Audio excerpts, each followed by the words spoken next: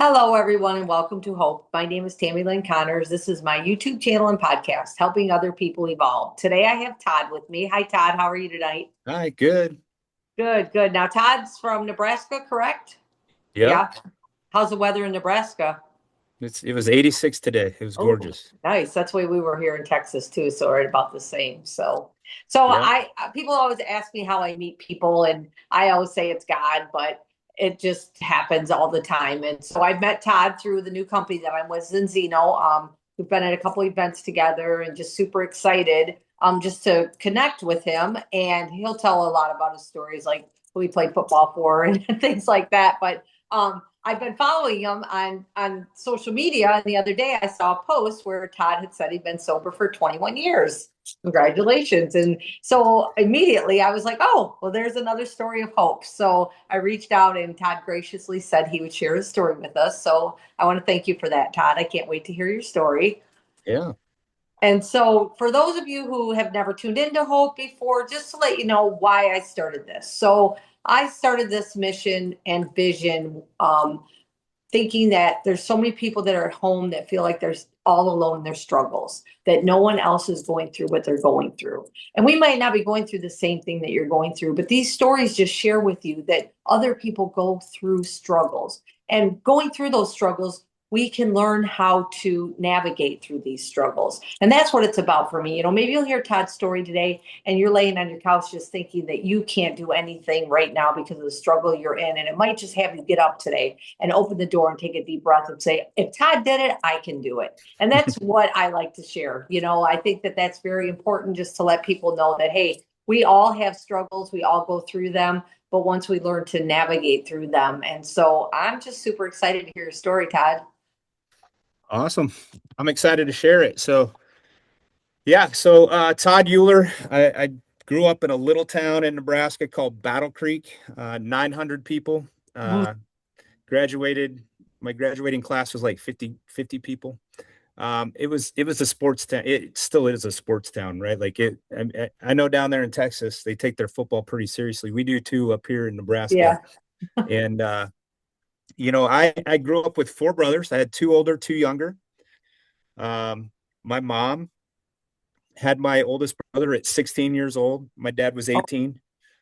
So we grew up not having a whole bunch. And we were always told, like, if you want to go to college, which they wanted us to go to college, you're going to have to get a scholarship.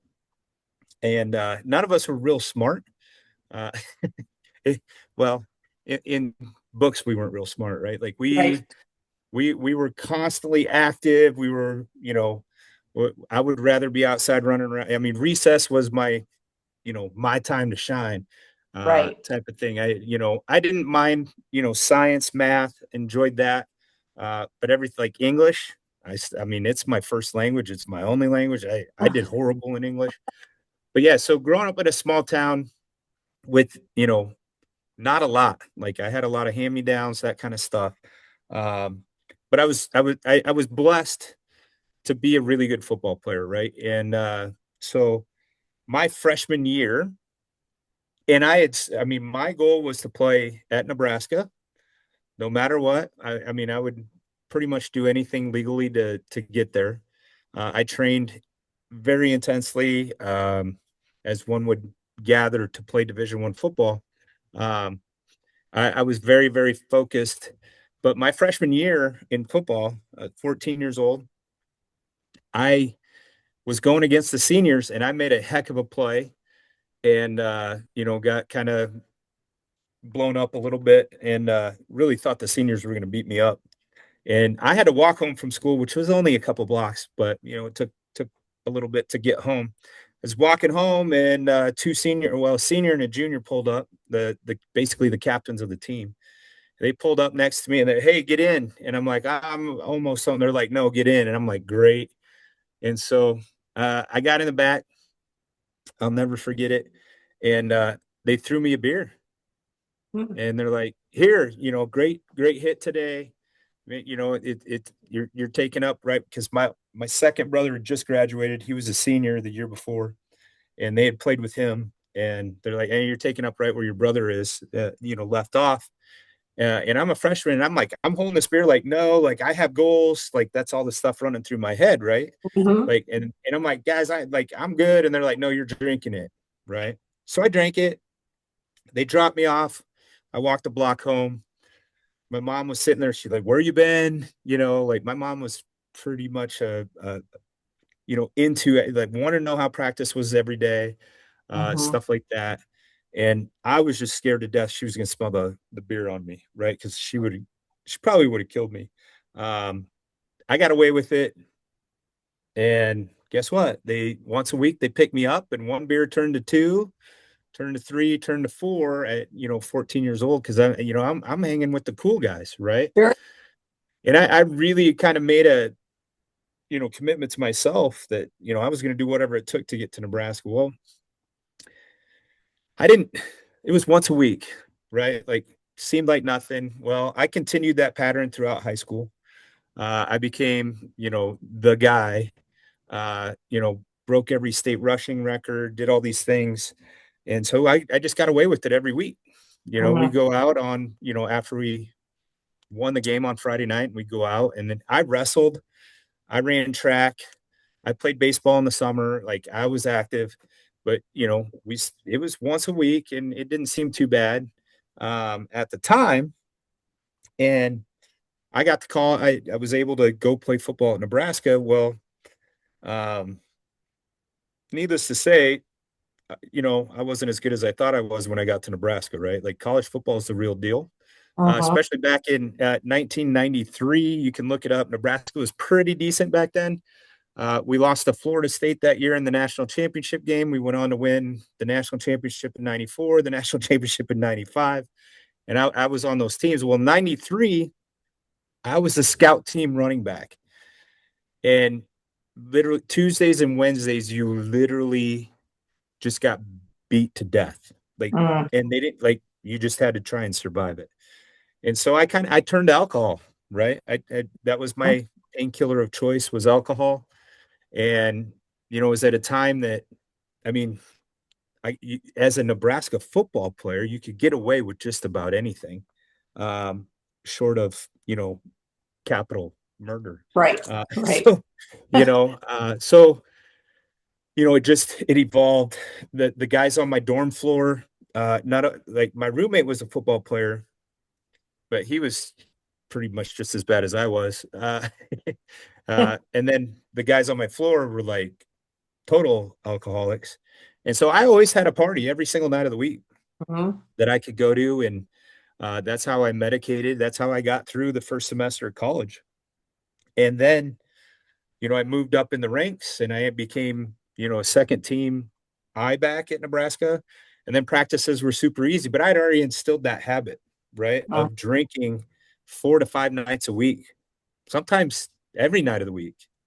I would say on average at least 4 nights a week, if not five, and then lots of weeks, 7 nights, right? Mhm. And I never had to pay for anything because I was a Nebraska football player, right? Like, Right. Right. so I was held up here. Like I would show up at parties and like, oh, hey, yeah, here's a cup. And I got in some situations that a normal person would be in jail. And I Mhm. wasn't. I just said, hey, I play football for Nebraska. Like literally pulled over 3 times. I fell out of my car. I was driving the car and I literally fell out of it because he asked me to get out of the car and I fell out of it and was on my hands and knees looking like a raccoon into the headlights of the cop car right on campus.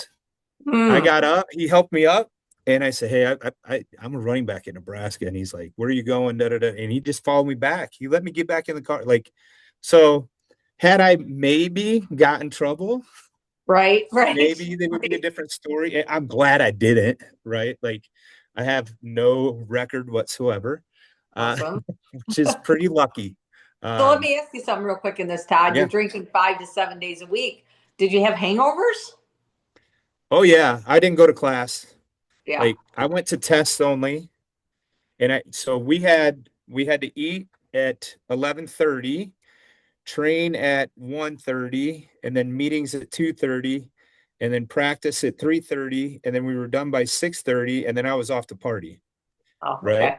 Yeah. From 7 to 2 in the morning. And then I would just sleep in the morning unless I had a test. Like I literally showed up for the test. I had like a 2.01 grade point average.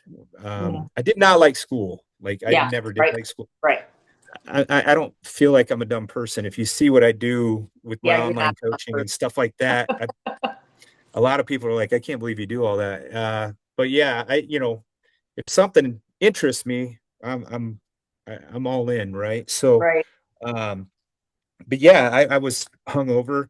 I showed up at some practices drunk, like, Yeah. and still made it through. Like I look back at it and just shake my head because I was fourth string, second team on two national championship teams. I was the only walk on. I walked on, um, and then earned a scholarship in '95. But I was the only walk on in '94 that made the travel squad. Like, Mm. and I was doing this drunk. Like had I imagine had I Right. taken it Right. maybe a little more seriously. Um, Unfortunately, in '95 spring, I I got hit from I was hungover Uh-huh. in a scrimmage. Um, I was kind of half assing it into in a play. I was running the ball, and I got hit from behind, and my shoulder came out, and I hit the turf, and it popped it back in. And that was the spring of '95. And I decided my rehab was going to be 12-ounce curls. Sure. That's how I rehab my shoulder. So I come into fall ball, and I mean, within 2 weeks of fall ball, it's fully blown out, ends my career, right? Mm. So that was that. I had a 7.5 hour shoulder surgery. My doctor said, you can play football again, but if you ever want to play catch with your kids, I don't suggest it. Mm. Your shoulder was that messed up. And obviously, I had a kid on the way. Okay. So I was Okay. like, yeah, I'm probably done with football, right? So '95 was my last year with the Huskers, and had a kid. And I say this, God was looking out for me. I had my first kid at 20 years old. Had I not had Taylor, my oldest, I would not be here. You guys would not be hearing this story, because that made me slow down. Like I loved to fight when I was drunk. Okay. And I know if any younger generation people are listening, they won't understand that. Like, what do you mean Right. fight? Like What do you mean we fight? What's fought. that? We Right. fought. Like Like literally it fought. was full out brawls. I can't tell you how many times, I don't know. I had a gun to my head a couple different times in college. And that's what alcohol put me in those situations, right? Mm. For sure. Um, my little brother Tyrone also played for Nebraska, and he passed away 3 weeks ago, from a long battle with cancer. And we were sitting around telling stories, and my son is 20 years old. He plays football at Nebraska. Yeah.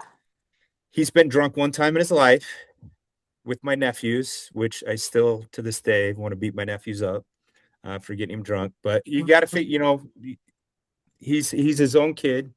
Yeah. Um, and we were telling stories about all these times and all these things that Tyrone did and I did, and you know, um, and I was taking him to the airport because he had to fly out earlier than me. He had to get back to practice, and I want to stay with the family. And he's like, "Dad, man, I don't, I don't have any stories like that." And I said, "Then I did my job." I said, "Do you realize at the end of every one of those stories, we're like, I don't know how I lived. I should have died. Mm-hmm. I can't believe I'm still alive, right?" Mm. At the end Right. of all those stories, I said, "Do you know how close you came to not existing Right. because of these stories of because of alcohol? Like, you know how many times I drove home and don't remember how I got home? Mm-hmm. I could easily killed myself or somebody else, which would have been absolutely devastating.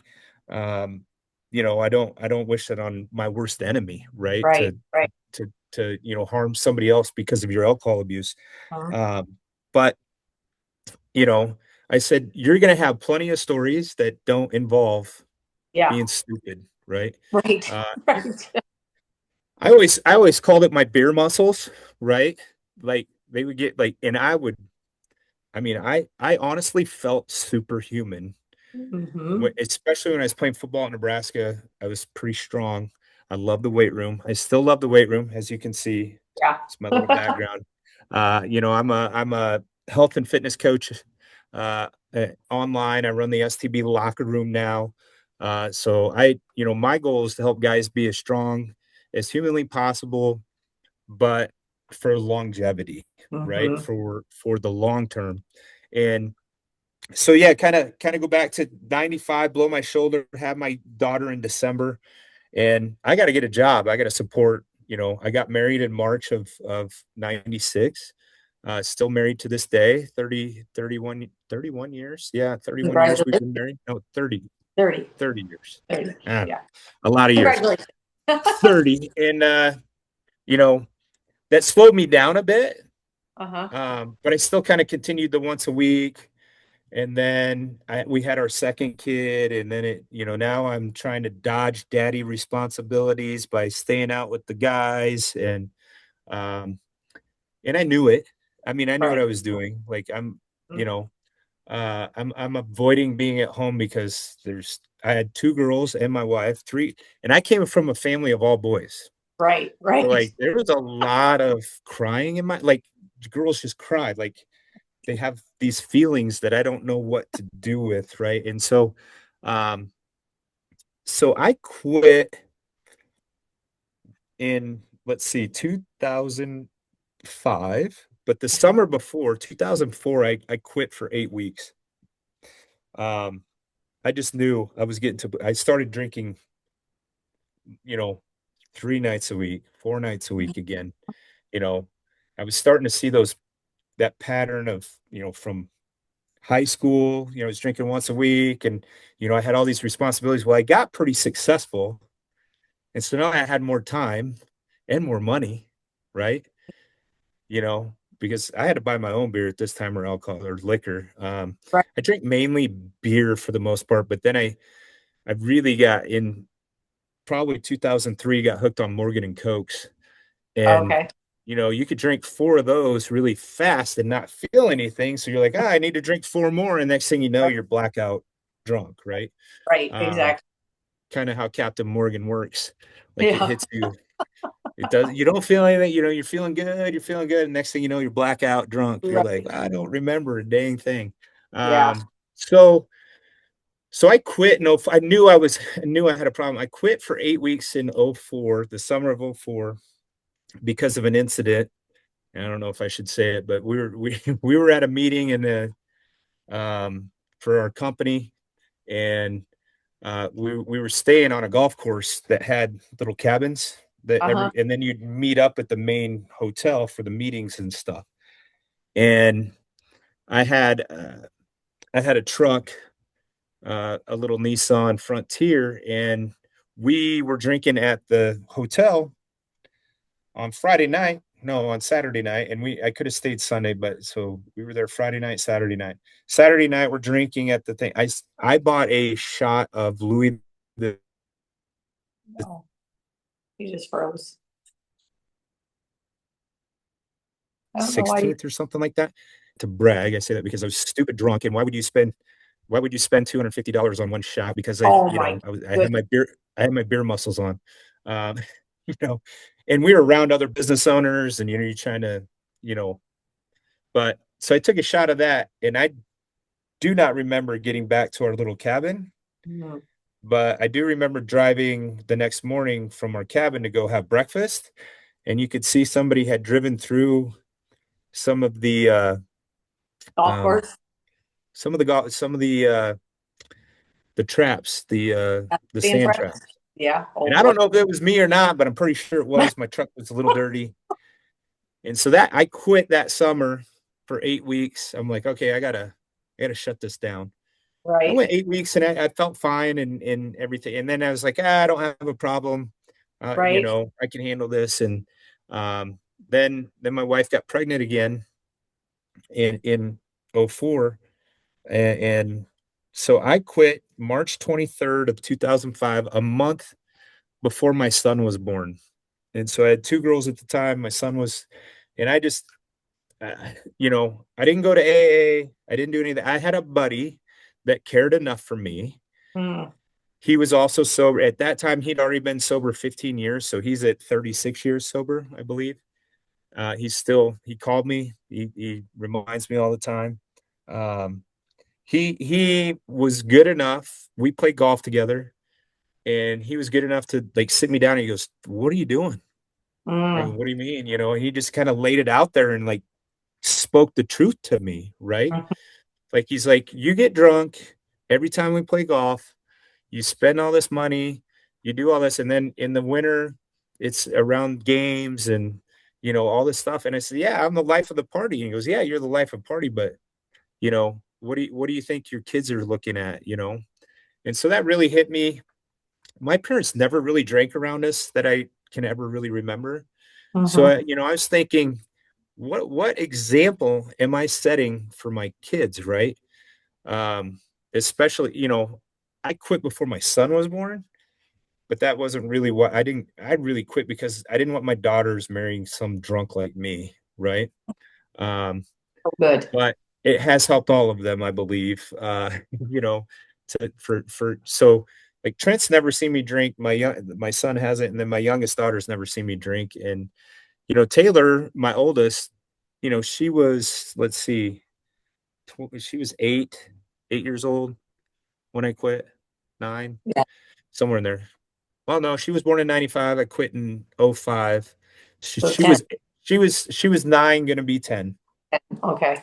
And so she remembers some of those, I would, hey, I taught her how to mix a Morgan and Coke at home. And that happened after I quit like in '04. And then I started drinking at home. Like I never really drank at home.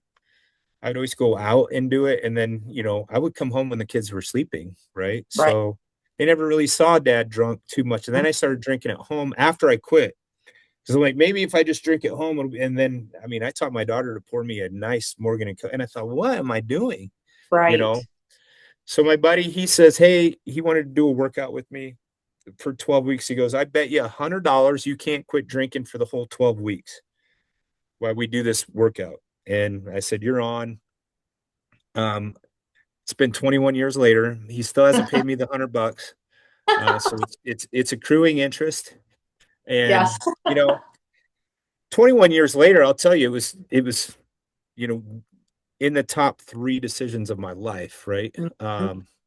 It might be, I mean, I think it kind of my giving myself to God and Jesus, you know, marrying my wife and quitting alcohol, right? I think that's kind of top three, right? Right. Um, and I don't, I my whole group of friends vanished Oh, yeah. almost overnight, right? Uh-huh. I used to be I mean, I would get calls, hey, let's go to this concert, hey, let's go do this, hey, let's do that. I get no calls Hmm. from anybody Hmm. on any of that stuff, right? And it's not, the early years I took it personally, Sure. right? Well, 100%. Yep. What's wrong with why don't like I don't have and honestly, I can be around people drinking all day long. Right. I Me could too. I could go to a bar at 8 in the morning and leave at midnight and not once even think about drinking, Hmm. right? I would not have a problem. It's what other people see when they see me not drinking, Hmm. right? When they see and they knew how crazy I was and how, alcohol affected my life. And they just don't want to see it, right? Right. They don't want to be around the sober guy because, and I had one of my best friends, he hung out with me for probably the first 2 years. And he would always say, man, I really need to quit. Man, I really need to quit. And then you know what? He finally quit calling me, right? Hmm. Yeah. He's just like, and he still drinks to this day. And I'm Yep. not judging him or Right. any of Right. that. I'm not gonna. I that's not my job. Right. Right. My job is here to help people get better and live a healthy, long life. That's really what I feel I'm called to do. And it's not to judge people on their actions, right? I can only tell you, hey, this is my experience, and this is the experience of a lot of my clients. And a lot of my clients will come in and start with me, and I don't preach sobriety to anybody. Right. I tell my story and take it for what it is. It's worked amazingly well for me.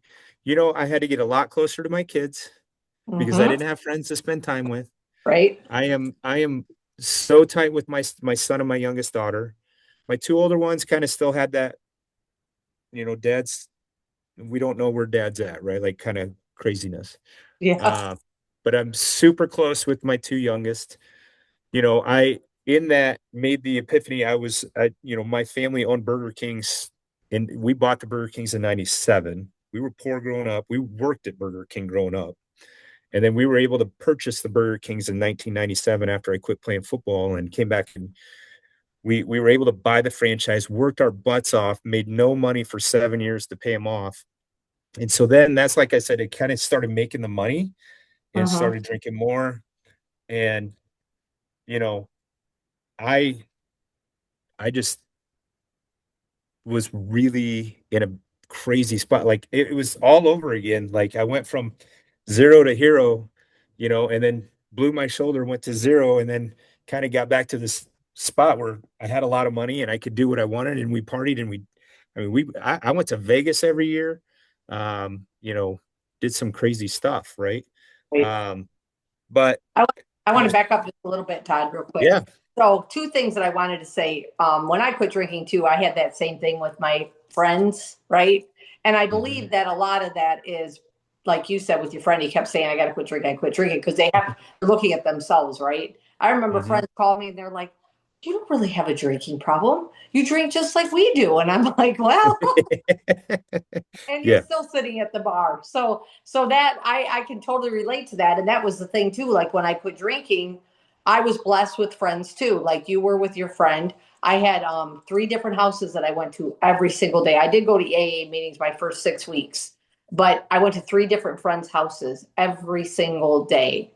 Every single day, I'd knock on their door, they'd open the door for 6 weeks straight. And so I feel like God just put those people in my life for that reason, to have those people. Because when I quit drinking, Todd, I weighed 85 pounds. I had, my liver was starting to fail. I'd had pancreatitis 3 times. And yeah, I was very sick. The day that I went to the hospital before I got fired from my job the next day, my blood alcohol was 0.399. So so I was to the point that bottle was my best friend in the world. So I needed to fill that time. And so I went to 3 meetings a day, like I said, in my friend's house. So, but to have those people, like you had your friend there, to Mhm. be there for you because, but another thing I want to point out here, because I know that everybody says that we have to quit drinking for us, right? And I know that. But I quit drinking for my son too, because Mhm. my dad died at 34 years old from alcoholism. His dad was incarcerated, and I was going to die. And I was not going to have my son find me like that. And so when I did quit, it wasn't at that point in my life, it wasn't for me anymore. It was all for him because I was like, he can't, what is he going to do without a dad or a mom? Yeah, and it's I 100% did not quit for me. Right. I quit for my kids. Like I was not going to have kids. They were not going to be around. My wife was going to leave, and Right. I was going to be on my own, and then I could just see the spiral getting worse Mm-hmm. had that happen, right? Right. So I was Right. blessed to recognize, wait, I wasn't blessed. I was blessed to have God put Wade in my life, my buddy, Mm-hmm. Yep. that that slapped me in the face, Yep. and he had the kahunas, right? I don't know if people know what that word is. Like he had Yeah. the kahunas to tell me, like he laid it out, and then the cool thing was like I knew a couple other guys in that didn't drink, but I didn't know, right? Like you're like, I don't think they drink. I've never seen them drink. And so when I did quit, I did find a couple other people that Mm-hmm. have been super supportive for 21 years. And, Yep. you know, um, still, one of my best friends from that time that was one of my drinking buddies, Uh-huh. he did quit for 7 years, Okay. right?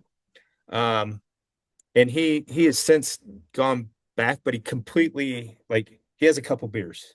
Like Uh-huh. there was no couple beers or a couple drinks for me. Right. Right. Me either. Yeah. If I drank one, we were gonna drink until I couldn't drink anymore. We ran out of alcohol, or I can tell you how many times that we did some crazy stuff to get more alcohol, right? Right. Right. Right. So you know, and good for him that he could go back and he can have a couple beers here and there, and but that was one like to me that's really at least he had 7 years without it, and he's able to potentially go back to it. And like I said, I've known him for 25 years, Right. and the first 4 years of our friendship was crazy. Yeah. He was one of the guys I hung out with a lot, and then I quit, and he kind of went away, and then he kind of came back, and he's like, "Man, I'm gonna quit drinking," and I'm like, "I heard that from a lot of people," and he did, and we hung out, and um, but having those other people that don't drink, and I found a new circle, Right. right? Right. So it's not like I was just sitting at home all by myself. I had people, and we played golf, and we worked out, we did different things. I took for me, I just got super active. I got into triathlon training. Um, I played a lot of golf, and I tell you, I was a really pretty decent golfer for Nebraska. And when I quit, I was a 1.1 handicap when I quit drinking, and I went up to a 7, Okay. which is bad. Well, it's not Right. bad. It's still Right. pretty. But I mean, it jumped 6 strokes per round when I quit drinking, and it took me a year and a half or two to work that handicap back down to a 1 or 2, Right. because drinking took the nerves off, and it did. So I had to Sure. learn how to kind of play golf again. Yeah. Um, and that was a little hit to the ego, right? Like, well, when I was drinking, I could, like Right. Right. this, but, Yeah. so, and I did get back to as good as, if not better, Mhm. golfing, without alcohol. So, Yeah. um, but yeah, so the last 21 years has just been, honestly, I've never had a hangover. And I take that back. I smoked a cigar and I had a hangover. I don't know what was in this cigar. So I've had one hangover. Um, not wondering, I've been through, you know, our 10-year national championship reunion, our high school reunions. I've gone to all those things. I've been the designated driver, our 20-year reunions, our 30-year reunions, right? I've been through all those things. Mhm. Um, and it's awesome. Like, Yeah. my college roommate to this day is like, well, just tell me where you buried the bodies. I know you wouldn't have quit if you didn't kill somebody. I'm like, no, I didn't kill Right. anybody. Yeah. He thinks that had to happen, but finding the community of other people, and once again, it made me spend more time with my family. Right. It, you know, Right. it didn't make me, and I cannot thank God enough for intervening, because I wouldn't want it any other way with all the time that I spent with my kids that I wouldn't have had I Right. kept drinking. Right. Yeah. I would have kept going out and being away from them and being hungover and being short with them. Listen, you can put any one of my kids on here and be like, dude, like, dad doesn't freak out about anything. When I Uh-huh. was drinking, I'd be hungover. I mean, they could fart the wrong way and I get upset, right? Right. But Right. so, now it's just, we laugh about a lot of stuff. It's just been, to me, you only get one shot at life. And, for anybody out there that's, like, I heard when I was drinking, everybody said, man, you only live once, you know, Right. you only Yeah. live once. YOLO. No, you only die Yeah. once, That's right. right? That's right. You get to live every single day Yes. that God gives you here. I first thing I do when I wake up every single, I'm a fitness guy. I wake up, I start with prayer, I start with gratitude, then I do my workout. Um, you know, and you get to live every single day. So you only die once. So, and how do I want my kids to remember a dad that was present, that was there, never missed anything. You know, they could call me no matter what they've done, and they understand that I'm not going to freak out. I'm just going to say, okay, let's like, how do we fix this? Right. Right. Um, let's think of a solution, right? And I hope that's how my kids sit. Like I've been blessed. My wife was a saint, Yeah. so I've been blessed with four just amazing kids. My oldest is a doctor. Uh, my second's in the banking industry. My third is pre-med, playing football at Nebraska, and my fourth also she's in nursing school. And they've Yeah. just been, I don't know if it skipped generations or what, They all because sound pretty smart, Todd. yeah, they're all really really smart, and they've just been great kids, right? Mhm. But I think that could have been a lot different had dad not been present, dad been drunk all the time, dad been, you know, short and snappy with, because I was with and once again, I'm way closer with the two younger ones than I am the two older ones because they did see me in that phase, Yeah, right? for sure. Um, so I just, anybody listening to this, like it is 100% worth quitting. Yes. Um, I've I'm not known for quitting anything. I'm a highly motivated person, but this is one thing that I am. I'm the best quitter ever Yeah. when it comes to this because I'll take that loss every single day. I hate losing, right? Right. I don't. But I If I wouldn't start consider that something, a loss. yeah. It's a So if win. I start something, I'm going to finish it.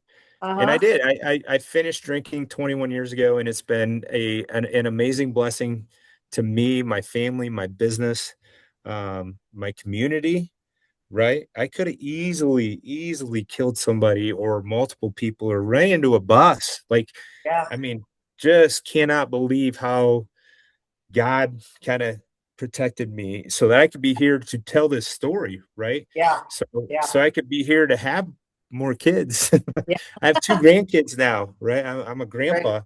Um, and Yeah. they're just, you know, I that none of that could have happened because of the stupidness is when I was drinking. It didn't happen, but it does happen to people, right? Does. You Sure. For hear about it almost every single day, sure do. somewhere, right? Yep. If you Yeah. look for it, it's there. You can just Google it anymore. Yeah. Google drunk driver accidents. There's one. I mean, I don't know the numbers, but it's quite a few people die Yeah. They do. because of alcohol, right? Whether it's drunk driving, whether it's just alcohol killing them, like you were doing to Yeah. yourself. Yeah. My wife is a nurse practitioner, and she's a um, what do you call it? A hospitalist. Okay. So she deals with a lot of the really bad alcoholics, Mm-hmm. and cut like they literally. She's like, I don't know how they're still alive, but I kept them Yeah. alive. Yeah. And she's like, they'll be back next week, you Mm. know. Yeah. And I get that it's a disease, but that's an excuse. Um, it's a decision. Yes. I woke up, decided like I'm not drinking anymore, and I make that decision every single day as I'm giving, as I'm praying to God and giving gratitude. I'm like, I, I'm not drinking today, Right. right? It's Right. a Yeah. decision. Yep. Every one of us has the ability to make that decision. It may be harder for some people than others, but it's still a decision, Still a decision. 100%. right? And it's just a decision. And, I use this a lot in my training, like just don't quit today, right? Mm-hmm. Well, it's the opposite with drinking. Just don't start Right. today. Just Start don't start tomorrow, today. Right. right? Just Right. get through today.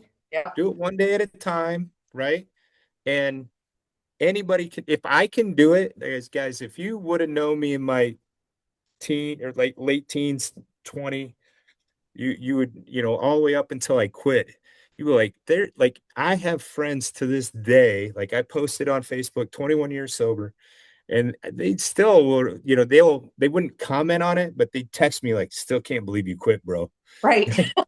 You know, 21 Yeah. years later, they're just Yeah. like, it's helped my health. Um, one last thing, like I'll say, my little brother was diagnosed with cancer 11 years ago. He couldn't quit alcohol, and what we know with science and that kind of stuff, he was just feeding those tumors. Yeah. I love my little brother. I miss him so much. It's been 3 weeks since he passed, So sorry but for that. he drank a 30 pack a day, Hmm.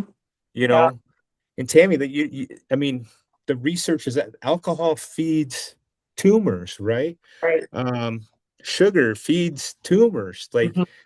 you know, and my mom died of lung cancer. She started smoking at like 12, 13. She smoked on the day she died from lung cancer. And you smoke a cigarette and you don't die the next day, Right. right? Right. And I would say the same thing. You can drink a beer today, you're not going to die, you know, but beers like, and then you smoke two cigarettes in a day and you drink two beers in a day. Like it starts accumulating, like, hey, I'm getting away with it. I'm getting away with it. Similar to my story of how I started with one beer and I got away Right. with it. And then it was two, I was like, oh, I can get away with two. My mom didn't smell it. Um, say it slowly kills you, right? Right. And Right. so when you look at life, and if you look at it as you only die once, and you get to live every single day, how do you want to live? And how, when you do, when that day, when God calls you home, how do you want people to remember you? Right. Right? Do you want them to remember you as the 85-pound lady that Right. killed herself from drinking, basically? Right? Right. Or do you want to remember as the person you are now? And that, obviously, we know your answer, right? Right. So, I hope this resonates with somebody out there. Like I was the dude, and like, I was expected to drink and I kind of led all the parties. And, you know, if Yeah. that guy can quit, anybody can, in Sure. my opinion. Right. I. So, and just reach out to Tammy, reach out to myself. I'm all over on social media. I run a online fitness company. So, you know, once again, I have a lot of guys that come in and they will leave the program just because I don't drink. Right. Oh, It's jeez. crazy, Crazy. Yeah. they're like, Crazy. oh, and once again, I don't sit there and be like, you shouldn't drink, but it is Right. in my programming, right? Right. Right. You want to get healthy, don't drink alcohol. Right. Number Yeah. one thing, like, you know, if Yeah. you just cut out alcohol, you're going to be healthier, period. Right. You're going to have more 100%. energy, you're gonna have more money. You can pay me more, right? You'll have money to buy supplements, right? You'll have money to do things that you couldn't without alcohol, Yeah. right? Um, Yeah. you just get time back. Like I feel like the last 21 years has been 42 years, right? Oh, Compared to my first 30. My right. first 30 years, I don't remember a whole bunch of it, Right. I'm right there with you. Yep. right? I don't remember, like, I remember some of the good times and, you know, but I get so drunk, I don't remember. Well, Hmm. guess what? I remember every single day of the last 21 years. Yep. Yep. And I thank God every single day. Is my life perfect? Absolutely not. Has there been ups and downs? Absolutely. But I can tell you with certainty, like alcohol's never been the solution and never will be the solution for any of that, no matter how bad a day. Like I had a couple buddies actually reach out to me after my brother died, and they're like, "You're not drinking, are you?" I'm like, why would I? You know, Right. like Well, because a that's a lot pretty of big event. times, because a lot of times, Todd, people use that as an excuse, right? Like I've even Yeah, heard people do that, like with cigarettes, like people that have quit smoking for 10 years and then I see them smoking. I'm like, when did you start smoking? And, well, I was upset at my husband and then my neighbor had a cigarette. So I said, yeah. let's just hit it. And now I'm back to a full pack a day again, you know? I have just there is there is nothing that will make me drink Me again. either. Me either. Nothing in my I mean, soul. my son could get drafted in the NFL. and I will not drink. Right. I mean, Right. that would be now my daughter got into med school. She got into the dermatology program. That's better than getting drafted in the NFL, Right. to be Right. real honest. Um, I didn't drink. Like Right. it was two of the happy like when she got into med school, when she graduated med school, when she got into dermatology, and now she's graduating in June with she'll be a full-fledged dermatologist. Those are some really big Yeah. accomplishments, way more than getting drafted in the NFL, in my opinion. Um, you know, yeah, it was people drinking at her graduate. Like, yeah, absolutely. But Yeah. it's Yeah. not an excuse for me to start because guess what? I can't have one. I'm going to get blackout drunk. Right. And then I'm going to start doing it, 3, 4, 5 nights a week. Of And I don't course. want to miss anything. I don't want Yeah. to miss stuff anymore. Yeah. I Yeah. missed enough of it in my first 30 years of my life. Yeah. And so once again, it's a decision. There's no reason to drink, in my opinion. There's like Yeah. I couldn't think of anything that would be worth it, you Hmm. know, Yep. I nothing. agree 100%. So Well, thank you cool. so much, Todd, for getting on here. I really, really appreciate it. And like Todd said, reach out to me, reach out to him. If you think you have a problem, well, let's chat. We can look at the things. And like he said, I mean, I have no desire either. I'm like looking at 22 years. I'm like, there's nothing in my soul that would ever. I love life. I mean, you've seen me, you've met me, I've met you. We Yeah. still laugh, Yeah. we still have fun. We're Yeah. like you said, we remember everything. Like we don't feel like crap the next day. So if you do, reach out to me or Todd. And thank you for tuning into Hope. Todd, thank you so much for getting on here and sharing You your story. bet. Appreciate it. And you Thanks guys for having me. like this, share it, tag your friends. If you have somebody that that has a problem, maybe tag them in this, and share this episode with them. So you never know that one story could make them make that decision. So thank you so Yeah. much again for getting on here, and y'all have a blessed night. Thank you.